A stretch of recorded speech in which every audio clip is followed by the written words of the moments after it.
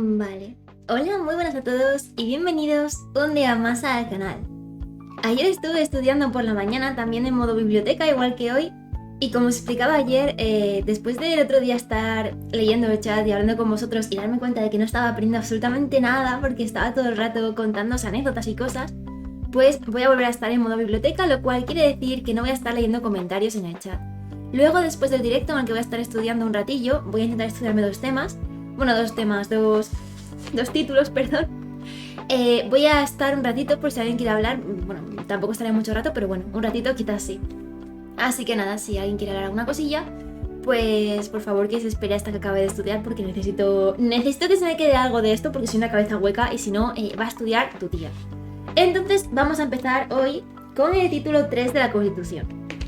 El título tercero, bueno, deberíamos empezar quizás volviendo a leernos el índice, por así decirlo. Mierda, ya tengo esto enredado. Deberíamos empezar leyéndonos el índice para que nos quede claro, por lo menos para que me quede a mí claro, cuáles son los títulos principales y qué artículos comprenden. Entonces, ayer vimos el título preliminar que comprendía los artículos del 1 al 9. Vimos el título primero de los derechos y deberes fundamentales que comprendía desde el artículo 10 hasta el artículo 55. Y hoy nos tocaría el título tercero de la corona, que comprende entre el 56 y el 65. Y vamos a intentar leer también el título tercero, no entiendo por qué hay dos títulos tercero, la verdad, de las Cortes Generales. Acabo de caer en una trampa. Pensaba que iba a leer el título... Ay, sí, soy tonta. Sí. Vale, nada. No he dicho nada. El título tercero de las Cortes Generales. Pensé que había leído dos veces el 3, pero no, el otro era el segundo. Vale, y tendríamos desde la página 66 hasta la 96. Es decir, hoy aspiramos a leernos pues unas cuantas páginas, unas 35 páginas más o menos, más bien 40, así que no sé cuánto tiempo tardaré en leerme todo esto, pero bueno, vamos a ver qué tal se nos da. Entonces, seguimos. Vamos a empezar con el título 3, que es la jefatura del Estado, la corona, las funciones constitucionales del rey. Empezamos con la introducción. La corona viene... Bueno, déjame acercarme al micrófono porque igual no se me escucha un cagao. La corona viene regulada en el título segundo de la corona, título que comprende los artículos 56 a 65. El artículo 1 tercero de la Constitución española establece al respecto como forma política del Estado español la monarquía parlamentaria, última fase de la evolución de la monarquía, en la que se da una abdicación o retroceso del poder del rey ante la representación popular, el Parlamento, regulándose los principios a ella tenientes en el título segundo. En el estudio de la misma, vamos a seguir lo dispuesto en los artículos 56 a 65. La figura del rey. Conforme al artículo 56, el rey es el jefe del Estado, símbolo de su unidad y permanencia, arbitra y modera el funcionamiento regular de las instituciones, asume la más alta representación del Estado español en las relaciones internacionales, especialmente con las naciones de su comunidad histórica, y ejerce las funciones que le atribuyen expresamente la Constitución y las leyes. No tiene, por tanto, ningún poder residual, estando específicamente marcadas sus atribuciones en la Constitución española y en las leyes. Su título es el de Rey de España y podrá utilizar los demás que correspondan a la corona. A estos efectos habrá que estar dispuesto en el Real Decreto 1368-1987 del 6 de noviembre sobre el régimen de títulos, tratamientos y honores de la familia real y de los regentes. La persona del rey es inviolable y no está sujeta a responsabilidad. Sus actos estarán siempre refrendados en la forma establecida en el artículo 64, presidente del gobierno, ministros competentes y, en determinados supuestos, el presidente del Congreso, careciendo de validez sin dicho referendo, salvo la dispuesto en el artículo 65 segundo, el rey nombra y releva libremente a los miembros civiles y militares de su casa. Tenemos un sabías que normalmente solo nos dan información adicional, así que voy a pasar de leérmelo porque no creo que sea importante, y vamos con el punto 3.3, que sería la sucesión. Viene regulada en el artículo 57, es decir, hasta ahora hemos leído el artículo 56, que era la figura del rey, y vamos con el artículo 57, que es la sucesión. La corona de España es hereditaria en los sucesores del SM, no sé qué es SM, su majestad, supongo, don Juan Carlos I de Borbón, legítimo heredero de la dinastía histórica. La sucesión... Igual no su majestad y la estoy liando. La sucesión en el trono seguirá el orden regular de primogenitura y representación, siendo preferida siempre a la línea anterior a las posteriores. En la misma línea, el grado más próximo al más remoto. En el mismo grado, el varón a la mujer. Y en el mismo sexo, la persona de más edad a la de menos. Como puede observarse, tras legitimar la persona de don Juan Carlos I dimanando su posición como monarca de la propia Constitución, esta sigue el sistema tradicional en nuestra patria de sucesión a la corona, pretiriendo por Dios, qué palabras más extrañas, ¿qué son estas palabras? Aunque no prohibiendo a las mujeres en el orden sucesorio. O sea, básicamente entiendo que lo que quiere decir así aquí es que no prohíben que una mujer pueda ser reina.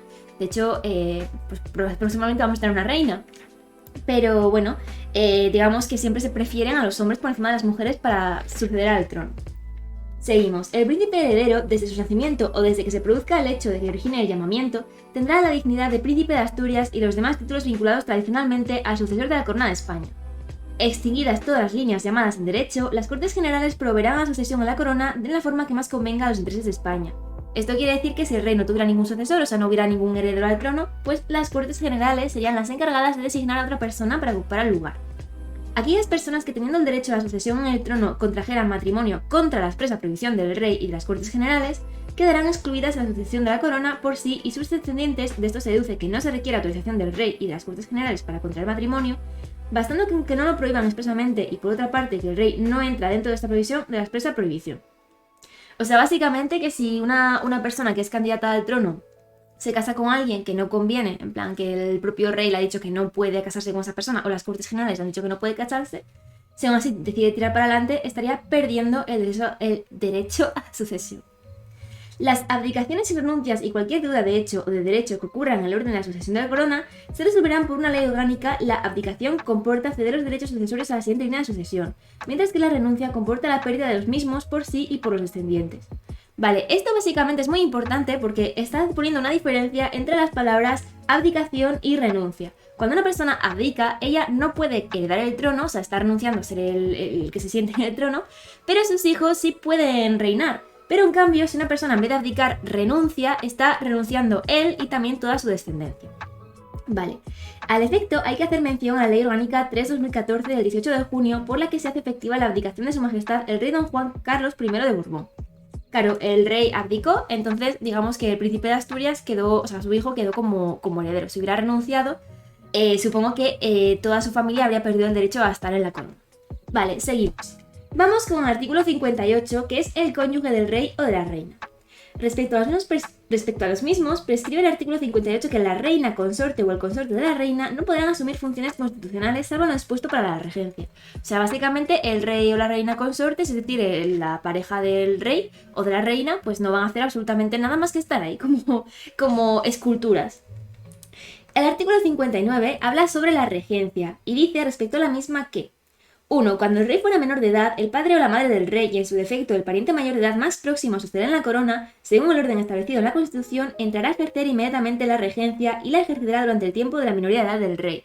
Es decir, si el rey por lo que fuera no pudiera seguir reinando y tuviera un hijo que fuera menor de edad o una hija que fuera menor de edad, pues otra persona, la más cercana a la línea sucesoria, tendría que hacerse cargo del trono hasta que la persona que es menor de edad que va a ascender al trono pudiera ejercer ese papel.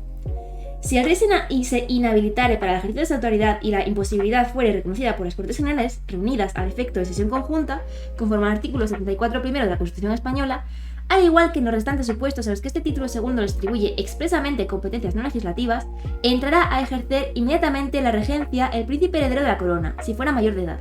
Si no lo fuera, se procederá de la manera prevista en el apartado anterior hasta que el príncipe heredero alcance la mayoría de edad. Esto es un poquito de cajón, solamente nos están diciendo lo que ya hemos visto, que si por alguna casualidad el rey no pudiera seguir reinando, pues que sería el heredero quien tuviera que pasar automáticamente al trono y en caso de que fuera menor, pues el regente. Vale. Tercero, si no hubiera ninguna persona a quien corresponda a la regencia, esta será nombrada por las Cortes Generales y se comprenderá de 1, 3 o 5 personas. 4. Para ejercer la regencia es preciso ser español y mayor de edad. 5. La regencia se ejercerá por mandato constitucional y siempre en nombre del rey. Se trata del regente o regentes de un alter ego del rey, ejerciendo las mismas funciones constitucionales que se reconocen a este durante el ejercicio del cargo. Vamos con el artículo 60, que es la tutoría. Conforme al artículo 60, será tutor del rey menor la persona que en su testamento hubiese nombrado al rey difunto. O sea, el rey difunto antes de morir, digamos que nombra a un tutor para sus hijos. Siempre que sea mayor de edad y español de nacimiento. Si no lo hubiese nombrado, será tutor el padre o la madre, mientras prevalezcan viudos, es decir, el consorte. En su defecto lo nombrarán las Cortes Generales, pero no podrán acumularse los cargos de regente y de tutor sino el padre, madre o ascendientes directos del rey. Básicamente esto quiere decir que una persona, salvo que sea el padre, madre o los ascendientes directos del rey, no puede ser el tutor legal y el regente a la vez. Digamos que... Si son padre, madre o ascendientes, sí pueden ser las dos cosas a la vez, pero si no lo son, si los nombran las Cortes Generales, no pueden nombrar a un regente que sea lo mismo que el tutor. Entiendo yo de aquí. el ejercicio de la tutela es también incompatible con el todo cargo o representación política. O sea que una persona que ejerza de tutor no puede ser tampoco político. Vale, vamos con el artículo 61, que es el juramento. Dispone al efecto el artículo 61 que el rey, al ser proclamado ante las Cortes Generales, prestará juramento de desempeñar fielmente sus funciones, guardar y hacer guardar la Constitución y las leyes y respetar los derechos de los ciudadanos y de las comunidades autónomas. 2. El príncipe heredero, al alcanzar la mayoría de edad, y el regente o regentes, al hacerse cargo de sus funciones, prestarán el mismo juramento, así como el de fidelidad al rey. Como puede observarse, la Constitución no ha previsto el juramento del príncipe heredero como tal cuando acceda a esta condición siendo mayor de edad, aunque, sin duda, lo prestará al ser proclamado como rey. Básicamente, el artículo 61 está diciendo que cualquier persona que vaya a ocupar el cargo de monarca va a tener que hacer el juramento de que va a respetar la Constitución y de que va a intentar defender los derechos de los ciudadanos en España. Vale, seguimos con el artículo 62 y 63 de la Constitución Española, que son las funciones constitucionales del rey, es decir, a qué se dedica este hombre o esta mujer. Bueno, en este caso este hombre. Vienen señaladas en el artículo 62 y 63, en cuyo contexto hay que entender las menciones que le confiere el artículo 56 primero de la Constitución Española. 56 primero, recordemos que era... ¿Cuál era el 56 primero, por favor? Que ya no me acuerdo. A ver... vale, la figura del rey, ya está, simplemente era la figura del rey, ¿de acuerdo? Esto de los números, la verdad es que es lo que peor se me queda y probablemente lo que voy a tener que repasar más, porque en sí, como comentaba el otro día, todo el texto es bien fácil, es un texto muy que cae de cajón la mayoría de las cosas, pero el tema de asociar texto con números, eso ya es otra historia. Bueno, pues entonces nos decían que son en particular las siguientes. Primero, sancionar, es decir, perfeccionar y promulgar, es decir, otorgarles fuerza obligatoria. Las leyes al respecto. El artículo 91 de la Constitución Española establece que el rey sancionará en el plazo de 15 días las leyes aprobadas por las Cortes Generales y las promulgará y ordenará su inmediata publicación, de lo que se deduce que el rey carece de veto en esta materia y, por tanto, que la sanción de las leyes de las comunidades autónomas no le está atribuida sino a sus respectivos presidentes, en virtud de lo dispuesto en los distintos estatutos de autonomía. Yo de aquí lo que entiendo es que digamos que el rey tiene que perfeccionar las leyes que se sacan, pero no las de las comunidades autónomas. Las de las comunidades autónomas le corresponden a los presidentes de cada comunidad. Bueno, de cada comunidad, quiero decir, la persona, el partido político que está en esa comunidad. Segundo, convocar y disolver las Cortes Generales y convocar elecciones en los términos previstos en la Constitución. La convocatoria ha de entenderse respecto del comienzo de cada legislatura, es decir, en las Cortes elegidas nuevamente tras la celebración de elecciones generales dentro de los 25 días siguientes a la celebración de las elecciones, conforme al artículo 68 sexto de la Constitución Española, referido al Congreso de los Diputados. 68 sexto, ¿lo hemos leído ya o 68 sexto todavía no? 68... No, todavía no lo hemos leído, ¿veis? Estoy muy perdida con los números. Vale, ¿qué más? En cuanto a la disolución de las Cortes Generales, se producirá en los siguientes supuestos. A. Por expiración del mandato de 4 años, artículos 68 cuarto y 69 sexto de la Constitución Española. B. Por disolución anticipada propuesta por el presidente del gobierno. Uy, que ahora se escucha la música. Vamos a bajarla un poquito. Vamos a bajarla a 7, porque si no se escucha más alta que a mí. Por disolución anticipada propuesta por el presidente del gobierno, previa deliberación del Consejo de Ministros y bajo su exclusiva responsabilidad del Congreso, del Senado o de las Cortes Generales, artículo 115 de la Constitución Española, en cuyo caso el decreto de disolución lo refrendará el presidente del gobierno. Si vamos a saber lo que es refrendar, la verdad. C. Por transcurrir el plazo de 2 meses a partir de la primera votación de investidura para el nombramiento del presidente del gobierno sin que ningún candidato hubiera obtenido la confianza del Congreso, artículo 99 quinto de la Constitución Española.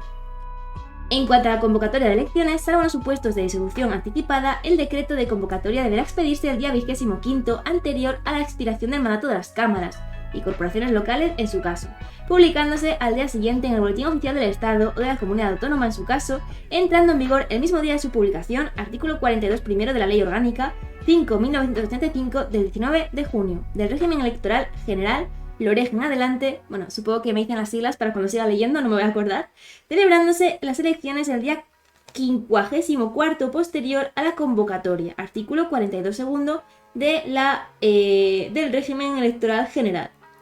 En este caso, el Real Decreto de Convocatoria debe ser refrendado por el presidente del Gobierno, correspondiendo el presidente del Gobierno el refrendo del decreto de disolución de las Cortes Generales y de convocatoria de nuevas elecciones, lo que será conjuntamente, como en el caso del artículo 115 de la Constitución Española, en el supuesto previsto del artículo 99 quinto de la Constitución Española. Lo siento, pero aquí no me he enterado de nada. Quiero decir, esta página me parece demasiado densa. O sea, básicamente nos está diciendo que el rey de España, digamos que tiene varios supuestos en los que puede llegar a convocar y disolver las Cortes Generales. Normalmente cada 4 años, cuando digamos que cambia el mandato, pero bueno, que hay unos supuestos aparte en los que se podría llegar a disolver o a reformar. Bueno, o a convocar otra vez. Entonces dicen que sería por disolución anticipada si el presidente del gobierno lo pide y lo delibera con el Consejo de Ministros y bajo su exclusiva responsabilidad de un montón de entidades como el Congreso, el Senado o las Cortes Generales, o si por lo visto transcurre el plazo de 2 meses a partir de la primera votación de investidura y no se encuentra ningún candidato que parece confiable. La verdad es que todo esto me parece un poquito denso, la verdad. Vale. A ver. Seguimos. 3. Madre mía, hay muchas más cosas, hay muchas más funciones del rey de las que yo pensaba. Tercero, convocar a referéndum en los casos previstos en la Constitución. Se trata de los supuestos de referéndum consultivo, artículo 92 constitucional, artículos 167 y 168, y autonómico, artículos 151 y 152, celebrándose en todas sus modalidades en la forma prevista en la Ley Orgánica 2 de 1980 del 18 de enero, de regulación en las distintas modalidades del referéndum. Vale, aquí pues supongo que simplemente nos está diciendo que una de sus funciones es convocar a referéndum, sin más. Cuarto, proponer al candidato a presidente del gobierno y en su caso nombrarlo, así como poner fin a sus funciones en los términos previstos en la Constitución, sobre todo lo que habrá que estar a lo dispuesto en los artículos 99 y 101 de la Constitución española. Bueno, pues ahora sabemos que el rey también puede proponer al candidato a presidente y también puede nombrarlo y poner fin a sus funciones. Quinto, nombrar y separar a los miembros del gobierno, a propuesta de su presidente, a lo que se refiere a sí mismo en el artículo 100 de la Constitución española. Sexto, expedir los decretos acordados en el Consejo de Ministros, conferir los empleos civiles y militares y conceder honores y distinciones con arreglo a las leyes. Vale, esto sí que es verdad que el rey siempre ha podido conceder honores y méritos a las personas que digamos que destacan en alguna cosa. Séptimo, ser informado de los asuntos del Estado y presidir a estos efectos las sesiones del Consejo de Ministros, cuando lo estima oportuno a petición del presidente del gobierno. De esto se deduce que estas reuniones del Consejo de Ministros son solo informativas y no decisorias, de tal forma que al abandonarse el rey no puede seguir la reunión, requiriéndose una nueva o distinta convocatoria. Vamos, que cuando hacen algún tipo de reunión informativa del Estado, el rey tiene que estar presente y si el rey se va, pues no se puede continuar con la sesión, tiene que dejarse para otro día. Octavo, el mando supremo de las Fuerzas Armadas, esta función habrá de entenderla en el contexto del artículo 97 de la Constitución española, que atribuye la dirección de la política militar y la defensa del Estado al gobierno. Bueno, pues por lo visto el rey también puede comandar las Fuerzas Armadas. Esto me parece un poco raro, pero me imagino que en el artículo 97, cuando lleguemos a ese artículo, nos explicarán en qué supuestos, porque no serán todos. Algo que no me gusta es que nos estén haciendo referencias constantemente a artículos que todavía no hemos leído, porque ya los leeremos, de momento no sabemos a qué se refieren. O sea, si son los anteriores, puedo volver para atrás y leerlo y deciros qué artículo es, pero es que ahora mismo no sé cuál es el artículo 97 y no voy a ir para adelante. Vale, seguimos. Ejercer el derecho de gracia con arreglo a la ley, que no podrá autorizar indultos generales. El derecho de gracia me imagino que es algún tipo de indulto especial, entonces. Décimo, el alto patronazgo de las Reales Academias. Undécimo, acreditar a los embajadores y otros representantes diplomáticos. Los representantes extranjeros en España están acreditados ante él, disponiendo al efecto el artículo tercero de la Ley 2/2014 de marzo de la acción de servicio. A ver, es que estoy pensando, el artículo cuarto, ¿cuál era? A ver, es que me he quedado un momento bugueada. Artículo 4. A ver. Artículo 4. Supongo que es el de los extranjeros. Artículo 1, artículo 2. Pasaba el artículo 9, nos lo saltamos. Artículo 5. ¿Y el artículo 4? No. Artículo 4. Bandera de España. 3 franjas horizontales y reconocimiento de banderas y enseñas propias de las comunidades autónomas. No sé de qué me están hablando en este caso. A ver. Los representantes extranjeros en España están acreditados ante él, disponiendo al efecto el artículo tercero de la Ley 2 de 2014 del 25 de mayo la acción y el servicio de exterior y Estado, que el rey acreditará a los jefes de ministros diplomáticos de España y a sus representantes permanentes ante organizaciones internacionales y recibirá las credenciales de los representantes diplomáticos extranjeros. No sé muy bien a qué se refiere, el artículo 4 acabamos de ver que tiene que ver con las banderas. Así que no sé muy bien a qué se refiere con esto, pero bueno, básicamente que el rey puede acreditar a los embajadores. Bueno, no es que pueda acreditarlos, es que cualquier embajador tiene que pasar antes por el rey para que lo acredite. 12. Manifestar el consentimiento del Estado para obligarse internacionalmente por medio de tratados de conformidad con la Constitución y las leyes. O sea, básicamente que para firmarse algún tratado tiene que pasar antes por el rey. Y por último, declarar la guerra y hacer la paz, previa autorización de las Cortes Generales. O sea, nuestro rey puede declarar la guerra y puede declarar la paz también. Depende de si las Cortes Generales le dan permiso o no. Seguimos con el artículo 64. Este artículo 63 fue muy denso, la verdad. El refrendo. A ver si ahora aprendemos por fin lo que es el refrendo. Viene regulado en el artículo 64, conforme al cual los actos del rey serán refrendados por el presidente del gobierno y en su caso por los ministros competentes. La propuesta y el nombramiento del presidente del gobierno y la solución prevista en el artículo 99 de las Cortes Generales, cuando ningún candidato a presidente del gobierno hubiera obtenido la confianza del Congreso, a partir de los 2 meses de la primera votación de investidura, serán refrendados por el presidente del Congreso. Básicamente, supongo que se refiere a que cuando el rey toma una decisión, digamos que el presidente del gobierno, o me imagino que también las Cortes Generales tendrán, aunque eso no sé si lo pone aquí, las Cortes Generales, tendrán que, digamos, aprobar esa decisión que ha tomado el rey, porque no pueden dejar que decida él solo algo muy importante. Me imagino que irá por ahí la cosa. De los actos del rey serán responsables las personas que los refrenden. Vale, sí, pues sí, esto es como una especie de... El rey decide algo, por ejemplo, decido declarar la guerra a no sé quién. Pues me imagino que si las Cortes, o si el presidente del gobierno lo apoyan en su decisión, pues luego es responsabilidad de quien lo ha apoyado y de quien ha dicho venga, pa'lante, ¿sabes? Dada la responsabilidad política del rey reconocida en el artículo 57 tercero, se hace necesario refrendar sus actos para darles validez, respondiendo de los mismos la persona que lo refrenda, que así asume la responsabilidad que al rey le hubiera correspondido. Bueno, básicamente lo mismo, ya nos lo están dejando bastante clarinete, que básicamente el rey no puede decidir nada por sí mismo porque sus decisiones no tienen valor, entonces para que tengan algún tipo de validez tienen que ser corroboradas por otra persona que diga, venga, yo estoy con el rey, lo apoyo, entonces pues se lleva para adelante y si falla algo, si digamos que es una mala decisión, pues la persona que dijo venga para adelante va a ser la que se lleve el marrón. Como actos no necesitados de refrendo de la Constitución señala en su artículo 65 dos supuestos, al disponer que el rey recibe de los presupuestos del Estado una cantidad global para el sostenimiento de su familia y casa, y distribuye libremente la misma. En este supuesto, en realidad, la Constitución española no establece taxativamente la innecesariedad del refrendo, dejando la puerta abierta que en su momento pueda exigirse este. No he entendido ni una sola palabra de lo que acabo de leer. O sea, básicamente que el rey va a cobrar una cantidad para poder mantener a su familia en su casa, pero no he entendido mucho más sobre el tema del refrendo en este caso. El rey nombra y releva libremente a los miembros civiles y militares de su casa. Ah, bueno, vale, pues a lo mejor se refiere a que digamos que todo el personal que trabaja en la casa del rey, en plan de, yo qué sé, de servicio, pues serán escogidos por el rey sin que nadie pueda, o sea, lo escoge él mismo, ¿sabes? Como que no necesita que nadie le diga, venga, va, puedes contratar a esta persona. No lo sé. Vale, vamos a leer el resumen de este capítulo porque es lo más interesante. Cargo del rey. El rey es el jefe de Estado, símbolo de su unidad y permanencia. La sucesión a la corona. Orden regular de primogenitura y representación, siendo preferida siempre la línea anterior a las posteriores, el grado más próximo al más remoto, el varón a la mujer y al mismo sexo la persona de más edad a la de menos. Extinguidas todas las líneas llamadas en el derecho, las Cortes proveerán la sucesión en la forma que más convenga a los intereses de España. Como habíamos dicho, si no hay ningún candidato al trono, pues las Cortes serán quienes escojan a alguien. Reina, bueno, reina o consorte en su caso. No tiene ningún poder de asumir funciones constitucionales, salvo lo dispuesto para la regencia. O sea, la regencia habíamos dicho, bueno, nos lo dicen aquí ahora mismo. Minoría de edad del rey, regencia. En caso de ser minoría de edad e inhabilitación. Regente al ser español y mayor de edad. Si no hay persona a quien corresponda, esta será nombrada por las Cortes y se compondrá de 1, 3 o 5 personas. Se ejerce por mandato constitucional y siempre en nombre del rey. Y ahora vamos con el otro supuesto de minoría de edad del rey, que es la tutela. Es solo en los casos de minoría de edad. O sea, básicamente la regencia puede ser en caso de minoría de edad o de inhabilitación, pero la tutela solamente es si es menor de edad. Vale, el tutor tiene que ser mayor de edad y español de nacimiento, que en el caso de la regencia nos dicen español, pero no tiene por qué ser de nacimiento. Y solo lo será la persona que en su testamento hubiera nombrado el rey difunto y si no, el padre o la madre mientras permanezcan viudos. En su defecto lo nombrarán las Cortes. Solo podrán ser regente y tutor a la vez el padre, la madre o los ascendientes directos del rey. Refrendos del rey. Por el presidente del gobierno o ministros competentes. De los actos del rey serán responsables las personas que lo refrenden.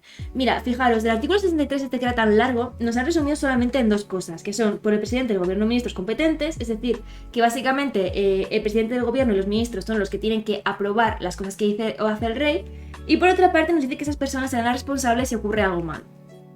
Vamos con el tema 2, que es las Cortes Generales, atribuciones del Congreso de los Diputados y del Senado, el Tribunal Constitucional, composición y atribuciones, y el Defensor del Pueblo. Vale, me imagino que entramos ya entonces con el título tercero, ¿no? A ver, déjame echar un vistazo. Vamos a el Chuletorium de Galadra. Sí, título tercero de las Cortes Generales, que va de las páginas 66 de los artículos 66 hasta las 96. Vale, empezamos con la introducción. El poder legislativo resiste... ¡Socorro! El poder legislativo reside en las Cortes Generales, de las que se ocupa el título tercero de la Constitución. En España, desde sus constituciones del siglo XIX, rigió el sistema bicameral, que funcionó hasta 1931, en la que la Constitución de la Segunda República estableció un sistema unicameral que se mantuvo durante el régimen de Franco, a través de la idea acuñada por Madariaga de la democracia y representación orgánica. Con la Ley 1 de 1977, del 4 de enero, para la reforma política, se restauró el sistema bicameral que ha sancionado también nuestra vigente Constitución. Este sistema bicameral asegura una doble discusión y garantiza una mayor madurez en las resoluciones adoptadas por las cámaras. Sobre la base del articulado de la Constitución española, pasamos a tratar de este poder legislativo a las Cortes Generales. Tenemos aquí un recuerda que nos dice que el Congreso de los Diputados es la denominada Cámara Baja y el Senado es la Cámara Alta de representación territorial. Es decir, tenemos algo bicameral. La Cámara Alta sería el Senado y la Cámara Baja sería el Congreso de los Diputados. Composición y funciones fundamentales. Conforme al artículo 66 de la Constitución Española, vamos ya con el artículo 66, las Cortes Generales representan al pueblo español y están formadas por el Congreso de los Diputados y el Senado. Recordemos, Senado Cámara Alta, Congreso de los Diputados Cámara Baja. Las Cortes Generales ejercen la potestad legislativa del Estado, aprueban sus presupuestos, controlan la acción del Gobierno y tienen además competencias que les atribuye a la Constitución. Las Cortes Generales son inviolables. Bueno, todo es inviolable, la verdad. ¡Ey, hola, Luz! ¿Qué tal? Habíamos dicho que no iba a estar leyendo el chat. Es una historia tremenda, la verdad. Pero tengo que seguir leyendo, Luz. Tengo que estudiar, lo siento mucho. Luego, cuando acabe de estudiar, si quieres, hablamos un ratín, ¿vale? A ver. Congreso de los Diputados. Conforme al artículo 68, el Congreso se compone de un mínimo de 300 y un máximo de 400 diputados, actualmente hay 350, elegidos por sufragio universal, libre, igual, directo y secreto, en los términos que establezca la ley, que es la LOREG, que habíamos dicho que la LOREG era... Socorro, os dije que no me voy a acordar. LOREG, socorro, régimen electoral general, ¿vale? Básicamente los que llevan el tema de las elecciones. Vamos a decirlo así porque si no, no me acuerdo las palabras. La circunscripción electoral es la provincia. Las poblaciones de Ceuta y Melilla estarán representadas cada una de ellas por un diputado. La ley distribuirá el número total de diputados, asignando una representación mínima inicial a cada circunscripción y distribuyendo los demás en proporción a la población. Sí, veo ese tremendo cartel de rojo. Sí. Sí, quedó ahí diáfano. La elección se verificará en cada circunscripción atendiendo a criterios de representación proporcional. El Congreso es elegido por 4 años. El mandato de los diputados termina 4 años después de su elección o el día de la resolución de la Cámara. Habíamos dicho que el rey... Focus. Habíamos dicho que el rey podía disolver en algunos casos las cámaras. Bueno, pues el Congreso elegido cada 4 años puede terminar si las cámaras son disueltas anteriormente. Vale. 5. Son electores y elegibles todos los españoles que están en pleno uso de sus derechos y políticos. La ley reconocerá y el Estado facilitará el ejercicio del derecho de sufragio a los españoles que se encuentren fuera del territorio de España. Básicamente esto quiere decir que cualquier español puede postularse para ser diputado y que, que todas las personas de España y fuera de España que sean españolas pueden votar. Vale, las elecciones tendrán lugar entre los 30 y 60 días desde la terminación del mandato, en concreto en los días antes señalados. Sobre la base del artículo 42 segundo, que ya no recuerdo cuál era, el Congreso electo deberá ser convocado dentro de los 25 días siguientes a la celebración de las elecciones. Vamos a ver cuál era el artículo 42, por favor, que ya se me ha olvidado. 42. Socorro, a ver. Aquí está el 55. 47, tiene que estar por aquí cerca, 39, 42. El artículo 42 impele al Estado a salvaguardar los derechos económicos y sociales de los trabajadores españoles en el extranjero y orientar su política hacia el retorno. Vale, entonces ahora nos acaban de decir que las elecciones tendrán lugar entre los 30 y 60 días desde la terminación del mandato. En concreto, los días antes señalados sobre la base del artículo 42 de la... Bueno.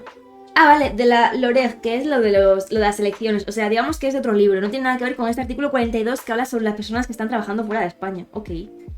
El Congreso electo deberá ser convocado dentro de los 25 días siguientes a la celebración de las elecciones. O sea, básicamente nos han dicho que tenemos entre 30 y 60 días desde la terminación del mandato para convocar elecciones y una vez que se convocan, el Congreso electo deberá ser convocado dentro de los 25 días siguientes a la celebración de las elecciones. O sea, digamos, se acaba el mandato, pasan de 30 a 60 días, se convocan elecciones, se elige a alguien y 25 días después, digamos que se convoca al Congreso. Vamos con el artículo 69 de la Constitución, que es el Senado. Bueno, el Senado, digamos que habla del Senado. Vale, 1. El Senado es la Cámara de Representación Territorial. Repetimos que el Senado es la Cámara Alta y los diputados la Cámara Baja. Segundo, en cada provincia se elegirán 4 senadores por sufragio universal, libre, igual, directo y secreto por los votantes de cada una de ellas, en los términos que señale una ley orgánica ya citada. Tercero, en las provincias insulares, las islas, cada isla agrupación de ellas, con cabildo o consejo insular, constituirá una circunscripción a efectos de selección de senadores, correspondiendo 3 a cada una de las islas mayores, Gran Canaria, Mallorca y Tenerife, y 1 a cada una de las siguientes islas o agrupaciones, Ibiza, Formentera, Menorca, Fuerteventura, Gomera, Hierro, Lanzarote y La Palma. Las poblaciones de Ceuta y Melilla elegirán cada una de ellas a 2 senadores. 5. Las comunidades autónomas designarán además un senador y otro más por cada millón de habitantes de su respectivo territorio. La designación corresponderá a la Asamblea Legislativa o, en su defecto, al órgano colegiado superior de la comunidad autónoma, de acuerdo con lo que se establezca en los estatutos, que asegurarán en todo caso la adecuada representación proporcional. 6. El Senado es elegido por 4 años. El mandato de los senadores termina 4 años después de su elección o el día de la resolución de la Cámara. Vale, seguimos con el artículo 67 primero, que habla sobre la incompatibilidad, inelegibilidad, inviolabilidad e inmunidad de los diputados y senadores. Recordemos, diputados Cámara Baja, senadores Cámara Alta, es que si no, no me acuerdo después. El artículo 67 primero de la Constitución Española parte de que nadie podrá ser miembro de las 2 cámaras simultáneamente, ni acumular, no puede ser diputado y senador a la vez, ni acumular el acta de una asamblea de la comunidad autónoma con la de diputado del Congreso. Para señalar, acto seguido, en su número 2, que los miembros de las Cortes Generales no están ligados por mandato imperativo. En concreto, a la inviolabilidad e inmunidad se refiere el artículo 71 primero a tercero de la Constitución Española.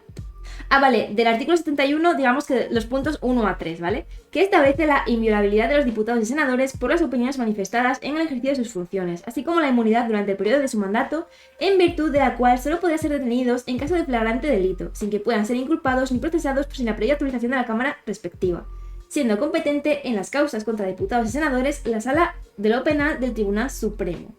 O sea, básicamente, yo aquí lo que entiendo es que los diputados y senadores, como tienen que, digamos, tomar decisiones, no se les puede decir nada, no se les puede hacer nada por esas decisiones que ellos en su trabajo hayan decidido, proponer, y que solamente se les puede detener, no por esas decisiones, sino porque hayan cometido algún delito muy tocho. Vale. Al margen de ello, en su número 4 señala este artículo que los diputados y senadores percibirán una asignación que será fijada por las respectivas cámaras. Creo que aquí se refiere al sueldo. En cuanto a las causas de la inelegibilidad e incompatibilidad, el artículo 70 de la Constitución Española, ¿estamos ya con el 70 o qué? No, creo que no. Bueno, estamos aquí haciendo mención a artículos que todavía no hemos leído. Se remite a la ley electoral, la LOREG, para su determinación, comprendiendo en todo caso a los componentes del Tribunal Constitucional, b. a los altos cargos de la Administración del Estado que determina la ley, con la excepción de los miembros del Gobierno, c. al defensor del pueblo, d. a los magistrados, jueces y fiscales en activo, a los militares profesionales y miembros de las fuerzas y cuerpos de seguridad del Estado. F. A los miembros de las juntas electorales. Vale, seguimos con las atribuciones. Y aquí vuelven a coger un montón de artículos. Es que esto es increíble. Habíamos leído ya los artículos 66 y 67, que recordemos que eran... Y me están vacilando. Que me he saltado el 67 y el 68. No, el 68 no. Me he saltado el 67, y ahora el 67 es el que acabo de leer ahora, de incompatibilidad, inelegibilidad y violación. Es que está todo desordenado. Vale, habíamos leído el 66, que era la composición de las Cortes Generales. Y habíamos leído el 67, que era este de la inviolabilidad, inelegibilidad, bueno, todo eso de Habíamos leído el 68, que es el Congreso de los Diputados. Y habíamos leído el 69, que es el Senado. Repetimos, lo único que me voy a acordar de aquí es que los diputados son Cámara Baja y el Senado Cámara Alta. Es que es lo único que recuerdo. Y era solamente el recuérdate. Vale, entonces, habiendo recordado lo que hemos leído hasta ahora, nos lo vuelven a mencionar todas las atribuciones. Y nos dicen, de entre el articulado de la Constitución podemos entresacar con carácter general las siguientes atribuciones. Vale, representar al pueblo español, artículo 66. Artículo 66 que era básicamente las cámaras, ¿no? Sí, no está, pero ¿qué cámaras ni qué niño muerto? Estamos hablando de las Cortes Generales, ¿vale? Digamos que las Cortes Generales representan al pueblo español. La potestad legislativa del Estado, también al artículo 66, también las cámaras generales. ¿Cortes Generales o cámaras generales? Cortes Generales, por favor, paladra, concéntrate. Tercero, aprobación de los presupuestos del Estado, también las Cortes Generales. Es que me lío con lo de Cámara Baja, Cámara Alta. Quinto, cuarto, control de acción del gobierno, también al artículo 66. Quinto, establecer sus propios reglamentos, artículo 72, el cual no he leído todavía, lo que se efectuó el 10 de febrero de 1962 en cuanto al Congreso de los Diputados y el 3 de mayo del 94 respecto al texto refundido del reglamento del Senado, parcial y sucesivamente modificados con posterioridad. Ni puta idea. Sexto, la aprobación de sus presupuestos, artículo 72, que tampoco hemos leído todavía. Séptimo, elegir sus respectivos presidentes y los demás miembros de sus mesas, así como regular el estatuto del personal de las Cortes Generales. Artículo 72. Octavo, las competencias ya examinadas en otro lugar en relación a la corona, como nombramiento, en su caso regente y tutor, de los artículos 57, 59, 60 y 63, que hacían referencia en este caso, me parece, al rey. 57 y todo eso creo que sí que era del rey. Socorro, a ver, 50 y 50 y... Sí, creo que sí, todos estos artículos vienen con referencia al rey. ¿Qué pasa, Lu? Es que esto es muy peñazo, la Constitución, de verdad. Cuando esté leyendo la informática estaré living porque me enteraré de algo, pero esto de la Constitución es más denso. Vale, a ver, seguimos, noveno, la aprobación, modificación o derogación de leyes orgánicas, artículo 81, que tampoco hemos leído todavía. Décimo, delegar en el gobierno la potestad de dictar normas con rango de ley sobre materias determinadas, artículo 82. 11. Pronunciarse sobre la convalidación o derogación de los decretos ley dictados por el gobierno, artículo 86, que tampoco hemos leído, atribuyéndose esta competencia específicamente al Congreso de los Diputados. 12. Velar por el cumplimiento de los tratados internacionales y de las resoluciones emanadas de los organismos internacionales y supernacionales, artículo 93, que tampoco hemos leído. 13. La previa autorización para facultar al Estado para obligarse por medio de tratados o convenios internacionales en los casos que se prevé el artículo 94, que adivina que tampoco hemos leído todavía. 14. Otorgar la confianza al candidato a la presidencia del gobierno, artículo 99, correspondiendo esta atribución al Congreso de los Diputados.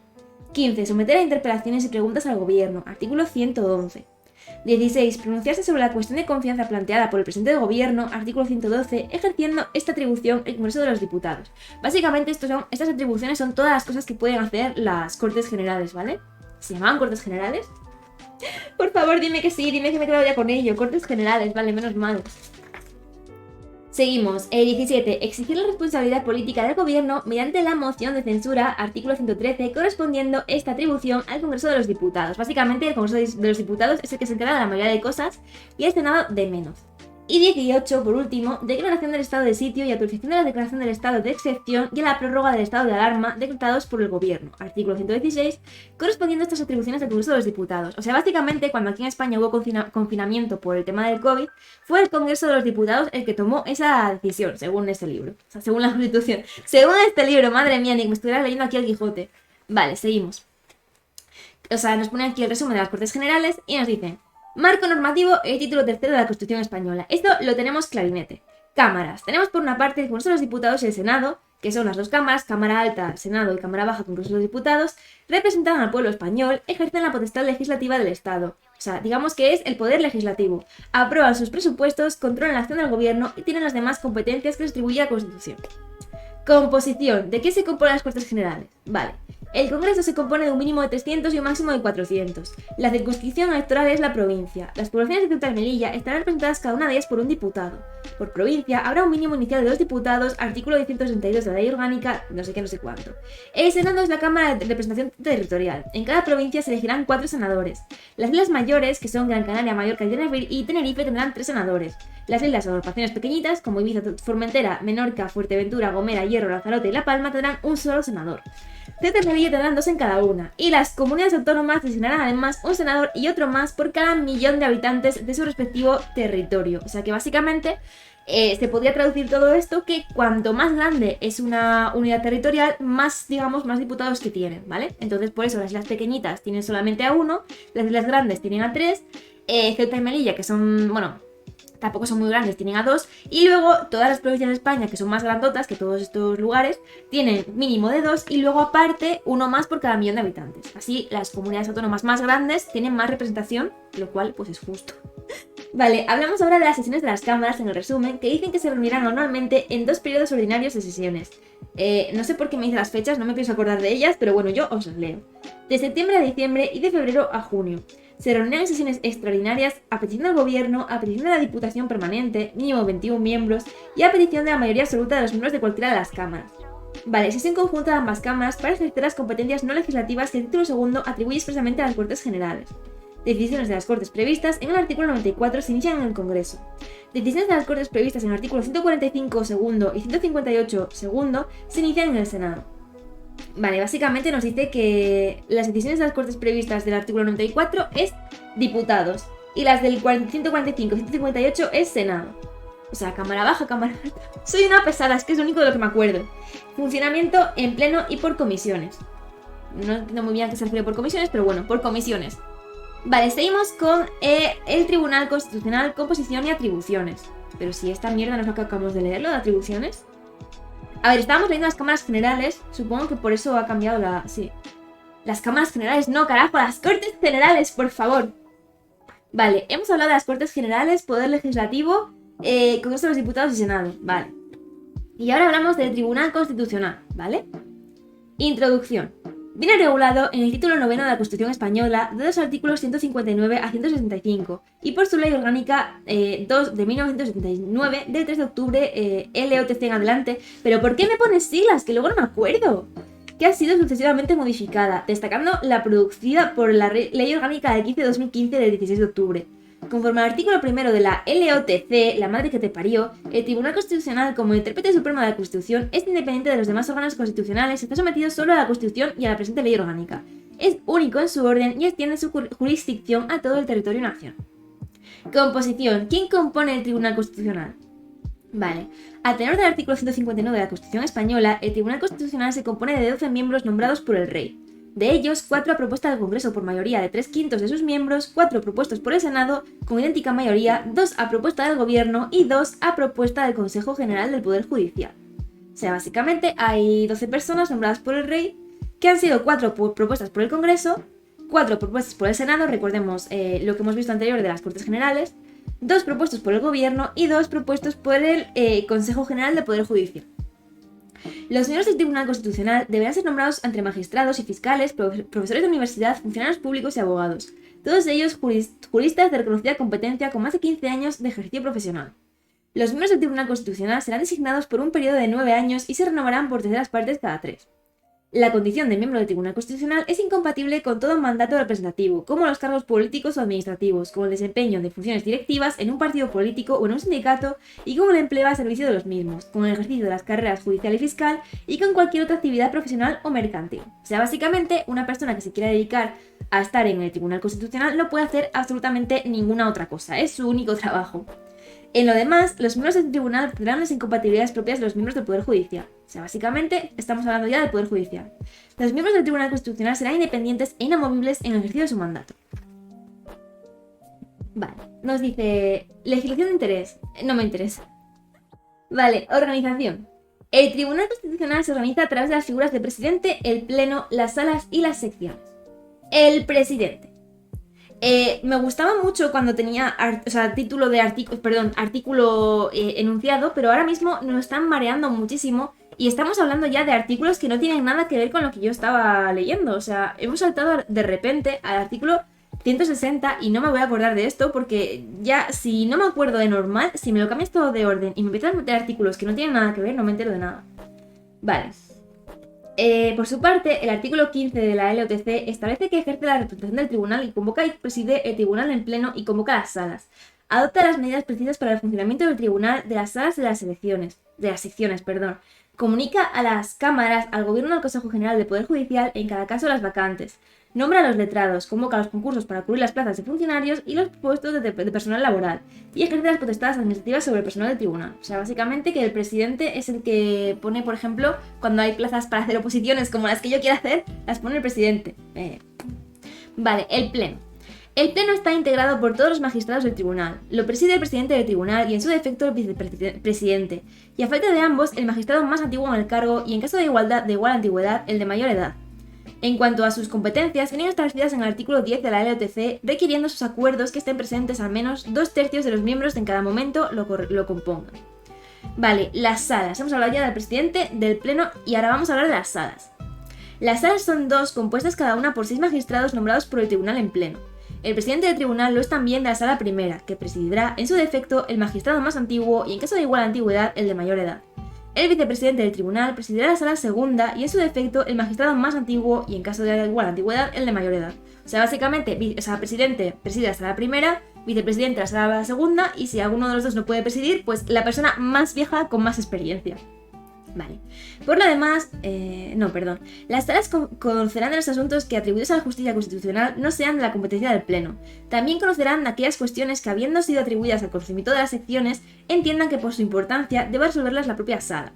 Por lo demás, la distribución de asuntos entre las salas del tribunal se efectuará según un turno establecido por el Pleno a propuesta de su presidente. Artículo 12. Y cuando una sala considere necesario apartarse en cualquier punto de la doctrina constitucional precedentemente sentada por el tribunal, la cuestión se someterá a la decisión del Pleno. Finalmente, los acuerdos de las salas requerirán la presencia de 2/3 de los miembros que en cada momento lo compongan. Vale, supongo que esto es lo más importante, que para tomar cualquier decisión tiene que haber 2/3 de la gente en la sala. Vale, y vamos por último, creo yo, con las secciones. Estamos hablando, recordemos, de los que componen el Tribunal Constitucional, que eran el presidente, el pleno, las salas y por último las secciones, que es lo que vamos a leer ahora. Las secciones. Las secciones, con arreglo al artículo 8 de la LOTC, para el despacho ordinario de la decisión y la propuesta, según proceda, sobre la admisibilidad o inadmisibilidad de procesos constitucionales. El pleno y las salas constituirán selecciones compuestas por el respectivo presidente o quien las sustituya y 2 magistrados. Se dará cuenta al Pleno de las propuestas de admisión o inadmisión de asuntos de su competencia. En caso de admisión, el Pleno podrá... Vale, vamos a dar un descanso. Ya estoy que no sé lo que estoy leyendo. Son demasiadas palabras, demasiado seguidas. Palabras raras que no entiendo. Por favor, dime que no acabo de manchar el libro de Coca-Cola. Vale. Esto no es Coca-Cola, ¿verdad? Bueno. Socorro. Después de este momento en el que hemos manchado el libro de Coca-Cola, vamos a seguir leyendo. Ya, suficiente el liado ya. Se dará cuenta el pleno de Se dará cuenta al Pleno de las propuestas de admisión o inadmisión de asuntos de su competencia. En el caso de admisión, el Pleno podrá deferir a la sala que corresponda el conocimiento del asunto del que se trate, en los términos previstos en esta ley. Es que no me entero de nada. Es dolor líquido, totalmente. Me ha dejado el libro hecho una mierda. O sea, bueno, a ver, tampoco, prácticamente no se nota porque, ya sabes, el poder de la manga, hecho un poco así y ya está. Pero bueno, que ya la tenía que liar, ya la he liado. No me gusta nada este apartado de... Ni siquiera sé de qué estoy hablando, del Tribunal Constitucional, me parece muy denso todo, Podrá corresponder también a las secciones el conocimiento de resolución de aquellos asuntos de amparo que a la sala correspondiente les defiera los términos previstos en esta ley. Para la adopción de los acuerdos de las secciones, se requerirá la presencia de 2 miembros, salvo que haya discrepancia, requiriéndose entonces la de sus 3 miembros. Vale, yo es que básicamente hasta ahora, vale, entiendo que está el pleno, la sala primera, la sala segunda, y que la sala primera está la sección primera, la sección segunda, y en la sala segunda la sección tercera y la sección cuarta. Eso, pues vale, ok. Pero que todavía no sé lo que hacen. Quiero decir, vale, toman decisiones. O sea, el presidente decide cosas, como por ejemplo cuando hay plazas de personas que quieran unirse. El pleno dice que lo integra, pero no dice qué hacen. Vale, a ver, funciones. Claro, es que nos hemos pasado la parte importante. Sobre las bases del artículo 161 de la Constitución Española y 2 de la LOTC, podemos señalar que el Tribunal Constitucional tiene jurisdicción en todo el territorio español y es competente para conocer 1. Del recurso y de la cuestión de inconstitucionalidad contra leyes y disposiciones normativas o actos con fuerza de ley, entre ellas, a tenor de la nueva disposición adicional quinta de la LOTC, añadida por la citada Ley Orgánica 1 de 2010 de 19 de febrero, de los interpuestos contra las normas forales fiscales de los territorios de Álava, Guipúzcoa y Vizcaya. O sea, básicamente aquí entiendo que esta gente del Tribunal Constitucional lo que hacen es votar leyes, ¿no? A ver. Es que sí, se separa mucho de la trama principal. Es como ese arco de relleno que justo aparece en el clima de una escena importante. Totalmente. Esto me saca totalmente de contexto. Vale, 2. Del recurso de amparo por violación de los derechos y libertades públicas relacionadas con el artículo 53 segundo de la Constitución Española. Vamos a recordar cuál era. Socorro. A ver, artículo 53. Vale. Aquí esto empezamos a ligar cosas, ¿vale? Habíamos dicho ahí atrás, cuando estábamos hablando de los derechos y libertades ayer, que la gente puede, digamos, reclamar si se han incumplido sus derechos o sus libertades poniéndose en contacto con el Tribunal Constitucional. Y ahora que estamos hablando del Tribunal Constitucional, nos liga con lo anterior diciendo que una de sus funciones es el recurso de amparo por la violación de los derechos y libertades públicas relacionados con ese artículo, ¿vale? Esto ya casa, ¿vale? Esto ya tiene sentido. Vale, tercero. De los conflictos constitucionales de competencia entre el Estado y las comunidades autónomas o de estas entre sí. O sea, básicamente si hubiera algún problemilla entre las comunidades autónomas o entre el Estado y las comunidades autónomas, algún tipo de problema legislativo, pues digamos que el Tribunal Constitucional se encargaría de decidir lo que sea. Eso es lo que yo entiendo de aquí. De los conflictos entre los órganos constitucionales del Estado. Quinto, de los conflictos entre la defensa de la autonomía local. 6. De la declaración sobre la constitucionalidad de los tratados internacionales.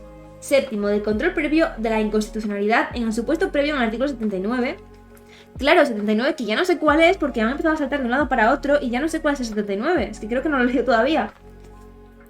Vale, es decir, del recurso previo de inconstitucionalidad contra proyectos de estatutos de autonomía y contra propuestas de reforma de estatutos de autonomía. Vale. O sea, básicamente que cuando quieren reformar algún estatuto de autonomía, esta gente del Tribunal Constitucional puede negarse o puede mandarlo para adelante. Ok. Octavo, de las impugnaciones previstas en el número segundo del artículo 161 de la Constitución Española, que todavía no hemos leído, y que dispone que el Gobierno podrá impugnar ante el Tribunal Constitucional las disposiciones y resoluciones adoptadas por los órganos de las comunidades autónomas.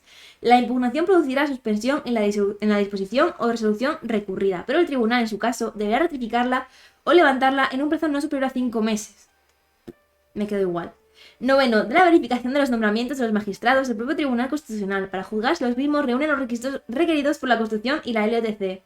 O sea, básicamente que otra cosa que hace el Tribunal Constitucional es nombrar a sus propios magistrados.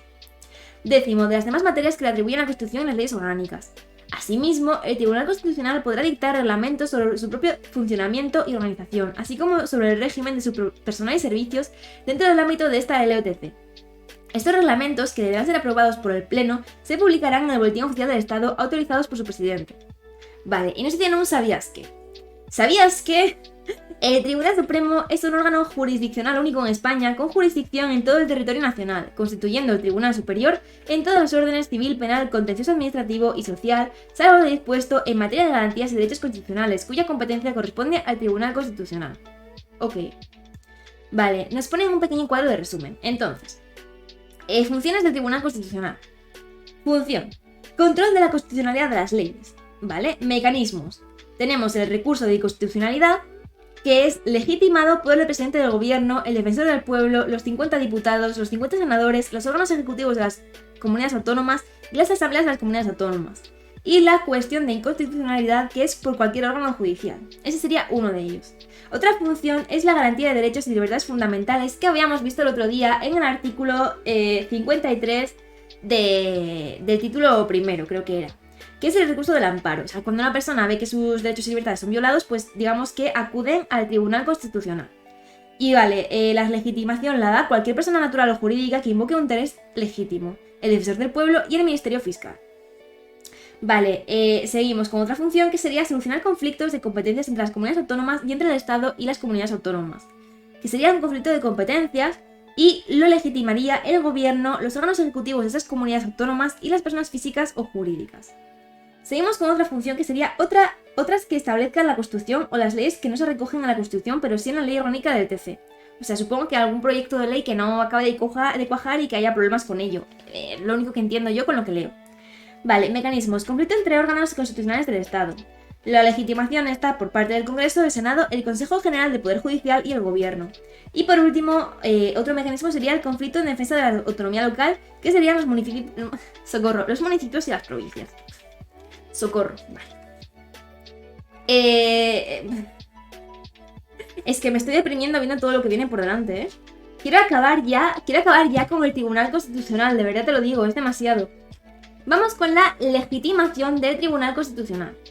Conforme al artículo 162 de la Constitución Española, vamos mal porque hemos pasado directamente a los artículos 160 y pico. A. Para interponer el recurso de inconstitucionalidad, el presidente del gobierno, el defensor del pueblo, 50 diputados, 50 senadores, los órganos colegiados ejecutivos de las comunidades autónomas y, en su caso, las asambleas de las mismas. Y ya, ¿sabes? Aquí se acaba la frase, no entiendo muy bien. No entiendo muy bien. En relación con la interposición de este recurso por el presidente del gobierno y los órganos colegiados ejecutivos de las comunidades autónomas, hay que destacar la posibilidad recogida en el artículo 33 de la LOTC en orden a que lleguen a un acuerdo en el seno de una comisión bilateral de cooperación, por el que se resuelvan las discrepancias suscitadas entre ellos respecto de la norma a impugnar, ampliándose a 9 meses el plazo de 3 meses previsto para interponer el recurso. No me he enterado de nada. Vale. B. Para interponer el recurso de amparo, ¿vale? Esto es lo que habíamos dicho de que la gente, si ve que se violan sus funciones, pues, o sea, sus funciones, sí, sus derechos y sus libertades, que pueden acudir al Tribunal Constitucional, ¿vale? Para interponer el recurso de amparo, toda persona natural o jurídica que invoque un interés legítimo, así como el defensor del pueblo y el Ministerio Fiscal. En los demás casos, me estoy comiendo el pelo, conforme a la LOTC, A. En los conflictos constitucionales de la competencia del Estado y las comunidades autónomas o de estas entre sí. 1. Si se trata de conflictos positivos, el gobierno o los órganos colegiados ejecutivos de las comunidades autónomas, el artículo... Vale, nos está diciendo otra vez quién... Tío, son tontos. O sea, a ver, no, la tonta soy yo, ¿vale? Cuando he leído el resumen, he leído la parte de legitimación. Y esto que me están diciendo de legitimación es lo mismo, solamente que desarrollado. No sé hasta si saltármelo porque me parece demasiado texto. A ver... Consejo, si no entiendes algo puedes preguntar a ChatGPT que te lo traduzca al español y te hace con manzanas y peras incluso. Sí, he estado utilizando el ChatGPT en el trabajo el otro día, pero bueno, la verdad es que me da demasiada pereza escribirle todo esto al ChatGPT. Si pudiera pasarle una foto y decirle, oye, mira, tradúceme esto al español. A ver, yo le estoy pidiendo ayuda en programación y hasta me codea y que sí, que yo también probé un par de códigos, un par de scripts con ChatGPT y funciona de maravilla. Vale, a ver. Por otra parte, a tenor del artículo... Vale, voy a saltarme todo esto porque esto de la legitimación ya lo habíamos visto, ¿vale? La legitimación es, digamos, quién legitima, quién dice que sí, no sé, a las diferentes funciones del Tribunal Constitucional. Esto me lo voy a saltar y me quedo con el resumen, es que me parece demasiado texto. Vale. Legitimación, artículo 162 de la Constitución Española. Recurso de inconstitucionalidad. Presidente del Gobierno, defensor del pueblo, 50 diputados, 50 senadores, los órganos colegiados ejecutivos de las comunidades autónomas y en su caso la asamblea de las mismas. O sea, básicamente que el recurso de inconstitucionalidad, para decir que algo es anticonstitucional o inconstitucional, no sé cuál es la diferencia, pues hacía falta un montón de gente de aquí del Tribunal Constitucional que lo avale. Recurso de amparo, que esto es básicamente lo de una persona una persona natural o jurídica que ha visto que sus derechos o libertades han sido violados. Vale, pues digamos que se encargarían el defensor del pueblo y el Ministerio Fiscal. Hay una cuestión de inconstitucionalidad. Serían los jueces y los tribunales. Vale. Preguntas que si no está libre en PDF. No lo sé, la verdad. Es que como tengo los libros, los estudio por el libro porque para eso los compré. A ver, probablemente la Constitución sí que esté... Bueno, probablemente no. Seguramente tiene que estar libre porque tiene que estar para todo el mundo. Probablemente me meta ahora mismo en el BOE y esté allí. Pero me da palo volver a buscar todo esto. Así que lo estoy mirando por el libro. Y como todo el tema de informática lo tengo también en libros, pues he pasado de buscarlo libre por internet. Vale, vamos con las sentencias. Para concluir, señalemos con el artículo 164 de la Constitución Española que las sentencias del Tribunal Constitucional se publicarán en el Boletín Oficial del Estado, el BOE, con los votos particulares, si los hubiera. Tienen el valor de cosa juzgada a partir del día siguiente de su publicación y no cabe recurso alguno contra ellas.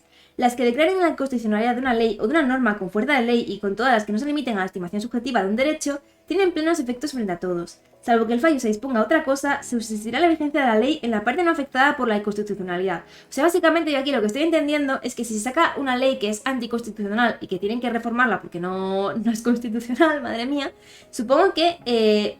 uno, se publicará en el BOE para que todo el mundo tenga acceso a esa información. Y dos, la parte de la ley que no es anticonstitucional seguirá en funcionamiento y lo que se cambiará es lo que sí lo es. Sobre esta materia, en concreto respecto a la ejecución de las sentencias del Tribunal Constitucional, la Ley Orgánica 15 de 2015 del 16 de octubre ha incluido de lleno y tras señalar en el modificado artículo 80 de la LOTC que en materia de ejecución de resoluciones se aplicará con carácter supletorio de la presente ley los preceptos de la Ley de Jurisdicción Contenciosa Administrativa. Ha redactado de nuevo el artículo 87, según el cual, ¡fua! Mucho texto. A ver, luego te lo busques, haces un copy-paste para que te lo explique y te lo resuma. Pues sí, no es mala idea, la verdad. Vale, 1. Todos los poderes públicos están obligados al cumplimiento de lo que el Tribunal Constitucional resuelva. En particular, el Tribunal Constitucional podrá acordar la notificación personal de sus resoluciones a cualquier autoridad o empleado público que se considere necesario. O sea, básicamente que el Tribunal Constitucional manda y puede acordar que se notifique sus resoluciones a cualquier empleado público que sea necesario. Vale. Segundo, los juzgados y tribunales prestarán un carácter preferente y urgente al Tribunal Constitucional el auxilio jurisdiccional que se solicite. O sea, básicamente que el Tribunal Constitucional tiene preferencia a la hora de que se preste servicio de los juzgados y tribunales, no tengo ni idea. A estos efectos, las sentencias y resoluciones del Tribunal Constitucional tendrán la consideración de títulos ejecutivos. Más adelante, a tenor del artículo 92 de la LOTC, 1. Dios mío. El Tribunal Constitucional velará por el cumplimiento efectivo de sus resoluciones. Podrá disponer en la sentencia o en la resolución o actos posteriores quién ha de ejecutarla, las medidas de ejecución necesarias y en su caso resolver los incidentes de la ejecución. Podrá también declarar la nulidad de cualesquiera resoluciones que contravengan las dictadas en el ejercicio de su jurisdicción, con ocasión de la ejecución de estas, previa audiencia del Ministerio Fiscal y del órgano que las dictó. O sea, básicamente que el Tribunal Constitucional también va a estar vigilando que se cumplan las resoluciones que ha tomado y que también decidirá quién ha de ejecutarlas, las medidas de ejecución que hacen falta y si hubiera algún problema a la hora de ejecutar esas leyes, pues también estarán detrás de ello. Segundo, el tribunal podrá recabar auxilio de cualquiera de las administraciones y poderes públicos para garantizar la efectividad de sus resoluciones que lo prestarán con carácter preferente y urgente. Lo que dijimos antes de que los juzgados y tribunales tienen que prestar con carácter preferente ayuda al Tribunal Constitucional, pues aquí lo mismo. O sea que si el Tribunal Constitucional necesita alguna cosa, digamos que tiene total preferencia por parte de cualquier administración y poder público. Tercero, las partes podrán promover el incidente de ejecución previsto en el apartado primero para proponer al tribunal las medidas de ejecución necesarias para garantizar el cumplimiento efectivo de sus resoluciones. O sea, básicamente que es muy importante que se cumplan sus resoluciones. Cuarto, en caso de advertirse que una resolución dictada en el ejercicio de su jurisdicción pudiera estar siendo incumplida, es decir, si una de sus leyes no se está cumpliendo, el tribunal, de oficio o la instancia de alguna de las partes del proceso que hubiera recaído, requerirá a las instituciones, autoridades, empleados públicos o particulares a quienes corresponda llevar a cabo su cumplimiento para que el plazo se les fije informe al respecto. O sea, que si un empleado público está incumpliendo alguna de las normativas del Tribunal Constitucional, pues tendrán que notificarles y darles un plazo para que lo cumplan. Recibido el informe o transcurrido el plazo fijado, si el tribunal aplicase el incumplimiento total o parcial de su resolución, podrá adoptar cualquiera de las medidas siguientes. O sea, ¿qué pasaría si un funcionario no cumple, o sea, si un personal público no cumple con las leyes del Tribunal Constitucional? A. Imponer una multa coercitiva de 3.000 a 30.000 euros a las autoridades, empleados públicos o particulares que incumplirán las resoluciones del tribunal, pudiendo retirar la multa hasta el cumplimiento íntegro de lo mandado. B. Acordar la suspensión de sus funciones sobre las autoridades o empleados públicos en la administración responsable de incumplimiento, durante el tiempo preciso para asegurar la observancia de los pronunciamientos del tribunal. C.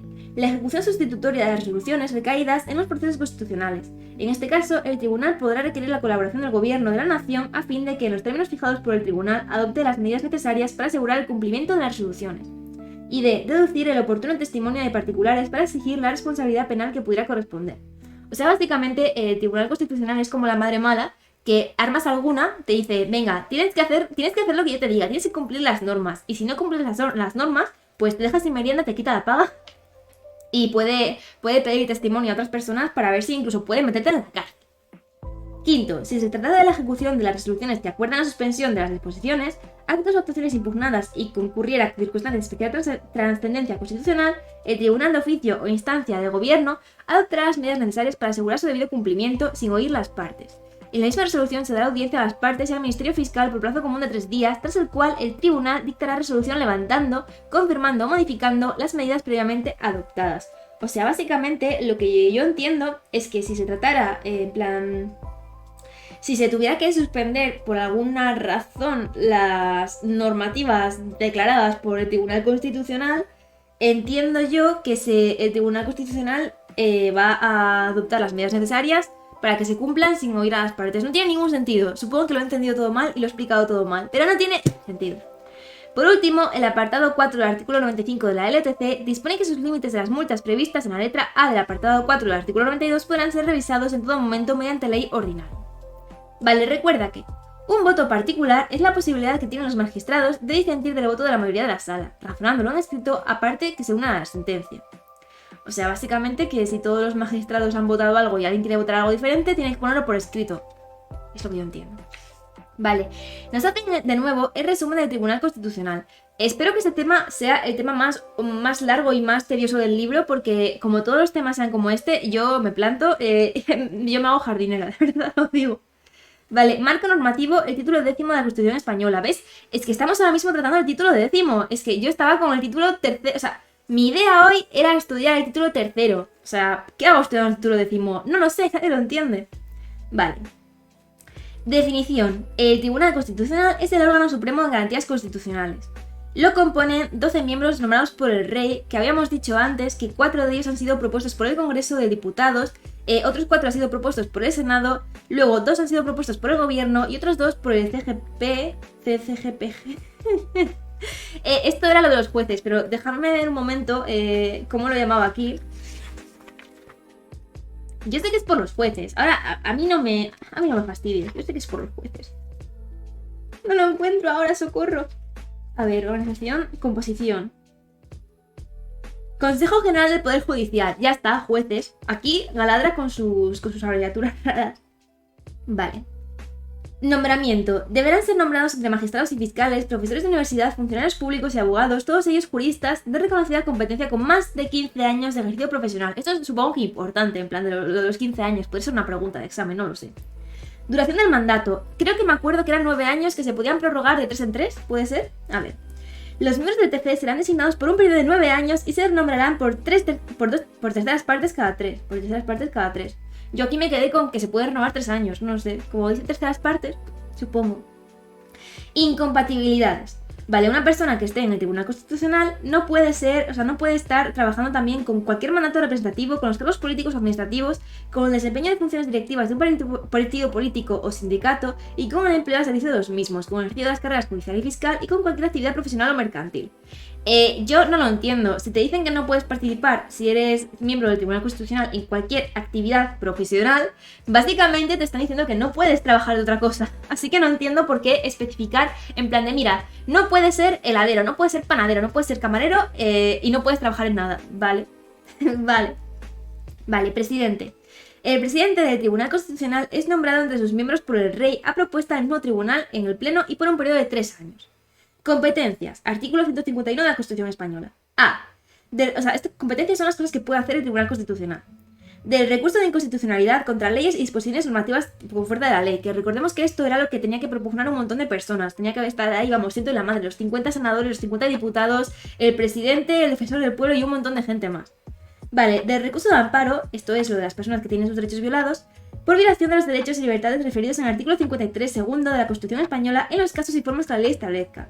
C. De los conflictos de competencia entre el Estado y las comunidades autónomas o de estas entre sí. Y de las demás materias que le atribuyan a la Constitución Española o las leyes orgánicas. A ver. Bueno, vas bien asimilando todo. Es que si vas a robar, solo puedes robar. Exactamente. Si vas a dedicarte a robar, solo puedes robar. No puedes estar en ningún trabajo honrado mientras robas. Legitimación. Vale, para interponer el recurso de inconstitucionalidad, el presidente del gobierno, el defensor del pueblo, 50 diputados, 50 senadores, los órganos colegiados ejecutivos de las comunidades autónomas y en su caso las asambleas de las mismas, y ya está, o sea, lo he estado leyendo mal todo. Vale, B. Para interponer el recurso de amparo, toda persona natural o jurídica que invoque un interés legítimo, así como el defensor del pueblo y el Ministerio Fiscal. Vale. Cuestión de inconstitucionalidad. Artículo 163. Cuando un órgano judicial considere en algún proceso que una norma con rango de ley aplicable en el caso o de cuya validez dependa del fallo puede ser contraria a la Constitución Española, planteará la cuestión en el Tribunal Constitucional de los supuestos, en la forma y con los efectos que establezca la ley, que en ningún caso serán suspensivos. Y por último, sentencias del Tribunal Constitucional, artículo 164. Se publicarán en el BOE con los votos particulares si los hubiera. Tienen valor de cosa juzgada a partir del día siguiente de su publicación y no cabe recurso alguno contra ellos. Vale, vamos por fin con el defensor del pueblo, que me imagino que será un poquito más fácil que todo esto, porque me imagino que es el orden público. Tema 3, ya estamos cerca del tema 3, no me puedo creer. Vale, defensor del pueblo. Esta es la persona o el órgano del gobierno, el gobierno del Estado, que se encarga, supongo, de defender a las personas cuyos derechos han sido violados. Así que esto me imagino que será un poco más digerible. Introducción. Conforme a los artículos 54 de la Constitución Española y primero de la Ley Orgánica 3/1981 del 6 de abril, el defensor del pueblo, LODP en el sucesivo, defensor del pueblo, ¿vale?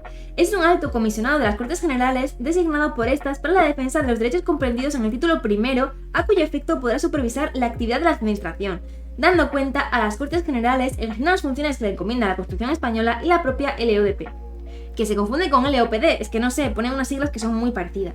El defensor del pueblo estará auxiliado por un adjunto primero y un adjunto segundo, en los que podrá delegar sus funciones y que le sustituirán por su orden, en el ejercicio de las mismas, en los supuestos de imposibilidad temporal y en los que cese.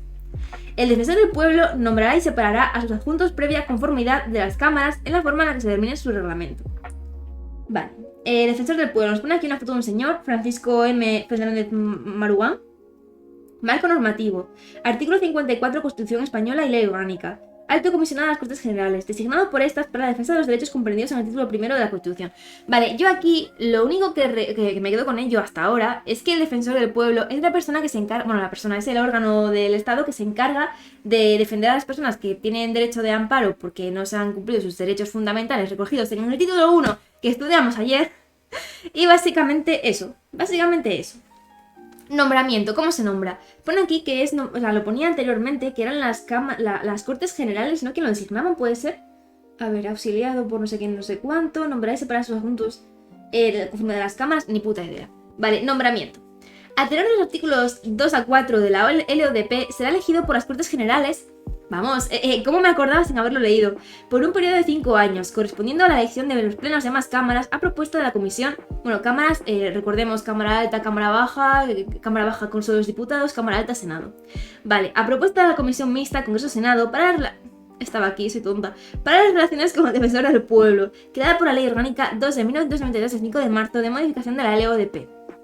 Podrá ser elegido cualquier español mayor de edad, o sea, para ser defensor del pueblo, que se encuentre en el pleno disfrute de sus derechos civiles y políticos, correspondiendo su acreditación como tal a los presidentes del Congreso y del Senado y publicándose el nombramiento del Boletín Oficial del Estado.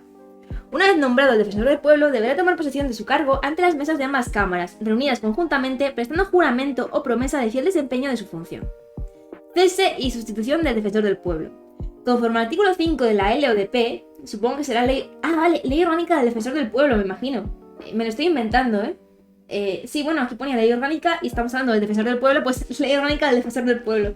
Vale, se cesará por alguna de las siguientes causas. A, por renuncia. Una persona puede renunciar a ser el defensor del pueblo.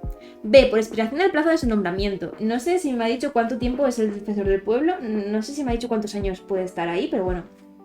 C, por muerte o por incapacidad sobrevenida. A ver, lo de por muerte creo que estaba un poco de más. D, por actuar con notoria negligencia en el cumplimiento de las obligaciones y deberes del cargo. E, por haber sido condenado mediante sentencia firme por delito doloso.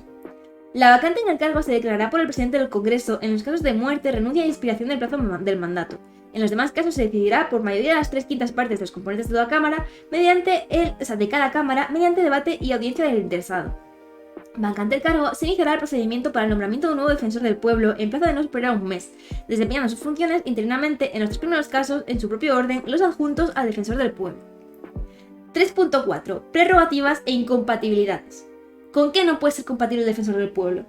Conforme a los artículos 6 y 7 de la Ley Orgánica del Defensor del Pueblo, este y sus adjuntos no está sujeto a mandato imperativo alguno, sin que pueda recibir instrucciones de autoridad ninguna, desempeñando sus funciones con autonomía y según su criterio.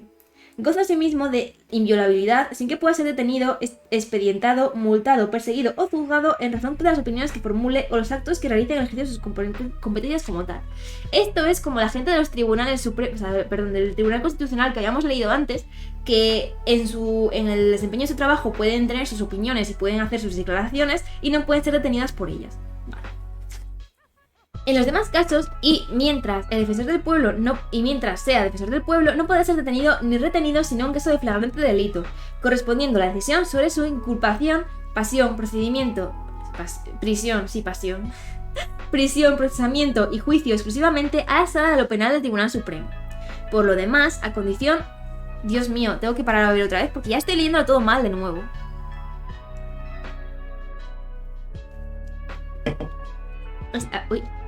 Esta vez no hemos manchado el libro. Me ha salido una bruja de la boca, espero que no. En los demás casos, vale, por lo demás, su condición es incompatible con todo mandato representativo, con todo cargo político o actividad de propaganda política, con la permanencia en el servicio activo de cualquier administración pública, con la afiliación a un partido político, el desempeño de funciones directivas en un partido político o un sindicato, asociación o fundación, y con el empleo al servicio de los mismos, con el ejercicio de las carreras judiciales y fiscales, y con cualquier actividad profesional, liberal, mercantil o laboral. Básicamente, el defensor del pueblo no puede dedicarse a nada más. Actuación, y estamos a punto de terminar, o sea, nos queda esta página, otra página y el resumen y terminamos. Actuación.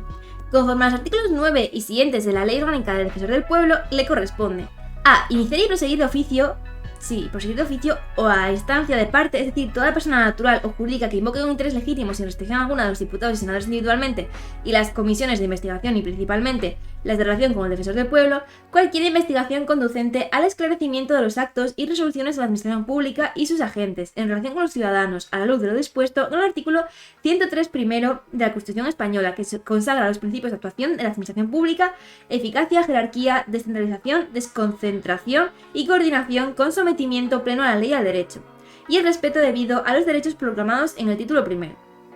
A estos efectos, sus atribuciones se extienden a la actividad de los ministros, autoridades administrativas, funcionarios y cualquier persona que actúe al servicio de las administraciones públicas. Por otro lado, no podrá presentar quejas ante el defensor del pueblo una autoridad administrativa en asuntos de su competencia. O sea, ¿el defensor del pueblo entonces es solamente para trabajadores públicos? Como habla de cualquier persona, aquí ponía antes cualquier persona natural o jurídica que invoque un interés legítimo. Me imagino que cualquier persona puede recurrir al defensor del pueblo.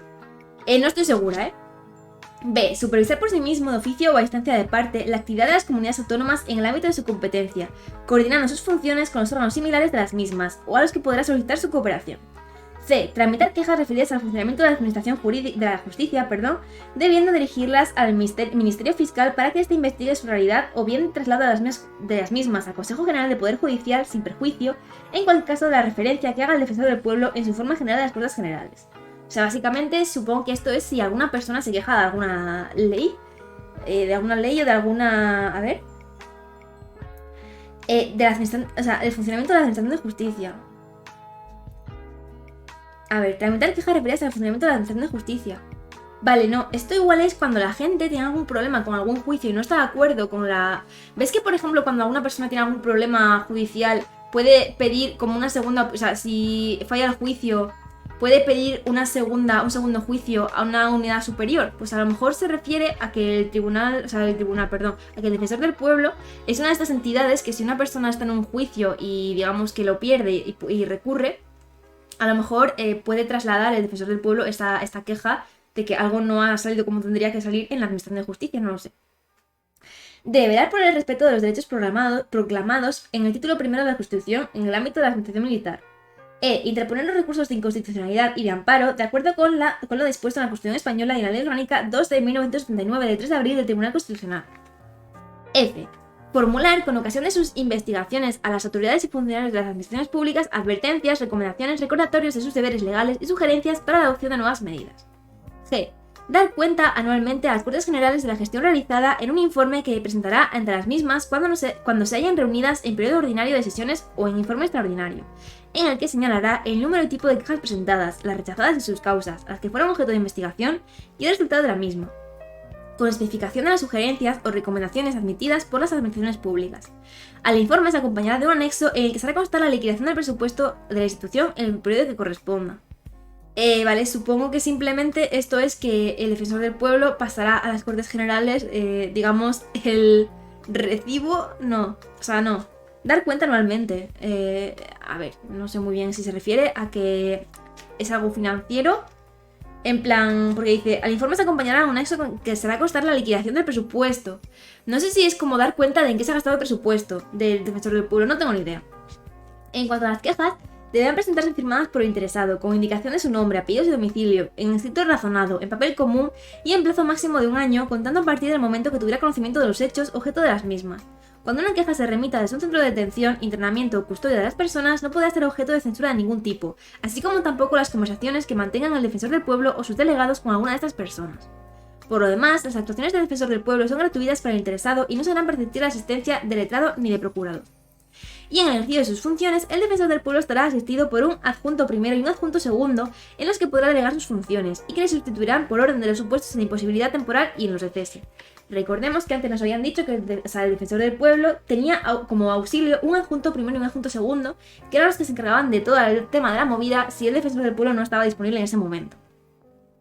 Asimismo, podrá designar libremente los asesores necesarios para el ejercicio de sus funciones que, como los adjuntos, cesarán automáticamente en el momento de la toma de posesión de un nuevo defensor del pueblo designado por las Cortes Generales. O sea, cuando un defensor del pueblo se acaba su mandato o lo cesan por haber hecho algún tipo de delito muy importante, pues también sus adjuntos pasan a mejor vida, ¿no? Digamos que son relevados. Recuerda que el defensor del pueblo no está sujeto a mandato imperativo alguno, sin que pueda recibir instrucciones de autoridad alguna, desempeñando sus funciones con autonomía y según su criterio. Es decir, no se tiene que dejar, digamos, no tiene que cumplir ninguna norma especial más allá de la Constitución española, entiendo. 3.6. Obligación de colaboración con los organismos requeridos. Hemos de señalar que todos los poderes públicos y personas al servicio de la administración pública están obligados a auxiliar con carácter preferente y urgente al defensor del pueblo en sus investigaciones e inspecciones, sin que se pueda negar el acceso al expediente o documentación administrativa o que se encuentre relacionada con la actividad o servicio de investigación. Incluso de los documentos reservados de la forma que establece el artículo 22 de la LODP, o sea, de la Ley Orgánica del Defensor del Pueblo, la actitud hostil, obstaculizadora o entorpecedora de la investigación hará incurrir en responsabilidad, incluso penal, al que la adoptase. O sea, que cuando una persona recurre al Defensor del Pueblo porque ha sido violado sus derechos, digamos que cualquier organismo público que estuviera ahí en plan, que pudiera ayudar porque tuviera algún tipo de información, tiene que darle toda la información necesaria al Defensor del Pueblo para la investigación de los hechos.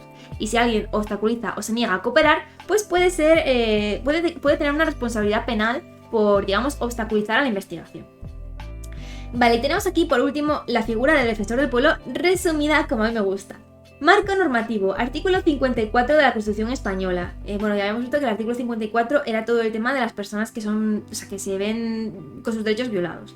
Concepto. El defensor del pueblo es el alto comisionado de las Cortes Generales designado por estas para la defensa de los derechos comprendidos en el título 1 de la Constitución, a cuyo efecto se podrá supervisar la actividad de la Administración dando cuenta de las Cortes Generales, ejercerá las funciones que le encomienda la Constitución y la presente ley. Vale. Elección. Será elegido por las Cortes Generales cualquier español mayor de edad que se encuentre en el pleno disfrute de sus derechos civiles y políticos, por un periodo de 5 años. Vale, sí nos lo habían dicho, el defensor del pueblo está ahí por 5 años. En ambas cámaras se designará una comisión encargada de relacionarse con el defensor y sus acuerdos se adoptarán por mayoría simple. Propuesto el candidato o candidato, se convocará en término no inferior a 10 días al pleno del Congreso para que proceda a su elección. Será designado quien utilice una votación favorable de las 3/5 partes de los miembros del Congreso y posteriormente, en un plazo máximo de 20 días, fuese ratificado por esta misma mayoría del Senado. Caso de no alcanzarse las mencionadas mayorías, se procederá de nuevo a una nueva sesión conjunta de ambas comisiones y en el plazo máximo de un mes a formular sucesivas propuestas. En tales casos, una vez conseguida la mayoría de los 3/5 del Congreso, la designación quedará realizada al alcanzarse la mayoría absoluta del Senado. Designando al defensor del pueblo, se reunirán de nuevo en sesión conjunta las comisiones del Congreso y del Senado para otorgar su conformidad previa al nombramiento de los adjuntos que les sean propuestos por aquel. O sea, básicamente, las Cortes Generales son los que eligen al defensor del pueblo. Si no se ponen de acuerdo, pues tienen un plazo de un mes, me parece que pone aquí, para volver a escoger a candidatos. Y una vez que tienen a una persona ya escogida, tienen que volver a reunirse con las dos, o sea, tanto con el Senado como con el Congreso de Diputados, entiendo yo, ¿no? Sí, con las dos cámaras. Tienen que volver a juntarse con las dos cámaras cuando quieran nombrar a sus adjuntos, que eran las personas auxiliares que le prestaban asistencia en caso de que no pudiera, digamos, estar el presente el defensor del pueblo para algún asunto. Cese y sustitución. El defensor del pueblo cesará por alguna de las siguientes causas. A, por renuncia. B, por expiración del plazo de su nombramiento, que recordemos que era de 5 años. C, por muerte o por incapacidad sobrevenida. D, por actuar con notoria negligencia. Y E, por haber sido condenado mediante sentencia firme por delito doloso. Vale, la vacante en el cargo se declarará por el presidente del Congreso en los casos de muerte, renuncia y expiración. Esto ya lo hemos leído tal cual, no está resumido. Pero básicamente que en los demás casos se decidirá por las... Bueno, básicamente nos están diciendo un poco qué pasaría si nos quedamos sin defensor del pueblo. Vacante del cargo, se iniciará el procedimiento para el nombramiento de un nuevo defensor del pueblo en un plazo no superior a un mes, ¿vale? En los casos de muerte, cese o incapacidad temporal o definitiva del defensor del pueblo y en tanto no procedan las Cortes Generales a una nueva designación, serán las Cortes Generales los adjuntos del defensor del pueblo serán los que desempeñan las funciones. A ver, esto quiere decir que habíamos dicho que cuando se acaba el mandato o cuando se va un defensor del pueblo, los adjuntos que había escogido ese defensor del pueblo se van a otro sitio, se van a la calle. Pero si el defensor del pueblo no es que lo echen, sino que es que ni que se acabe su mandato, sino que se muere o le pasa algo, pues los adjuntos, digamos que como todavía están dentro de los 5 años de su mandato, los adjuntos todavía están sus adjuntos. Y el tío no ha hecho nada malo como para que lo echen, se supone. Bueno, morirse, pero quiero decir, vamos a ver, los adjuntos podrán seguir, digamos, ejerciendo de defensores del pueblo hasta que pase un mes y puedan escoger a un nuevo defensor del pueblo. Vale. Adjuntos. El defensor del pueblo estará auxiliado por un adjunto primero y un adjunto segundo en los que podrá delegar sus funciones y que le sustituirán por orden en el ejercicio de las mismas, en los supuestos de imposibilidad temporal y en los de cese. Básicamente lo que habíamos hablado. Y tramitación de quejas. Toda queja que se plantee al defensor del pueblo se presentará firmada por el interesado con indicaciones de su nombre, apellidos y domicilio, en escrito razonado en papel común y en plazo máximo de 1 año desde que ocurrió el problema. Y una vez dicho esto, hemos terminado el tema 2.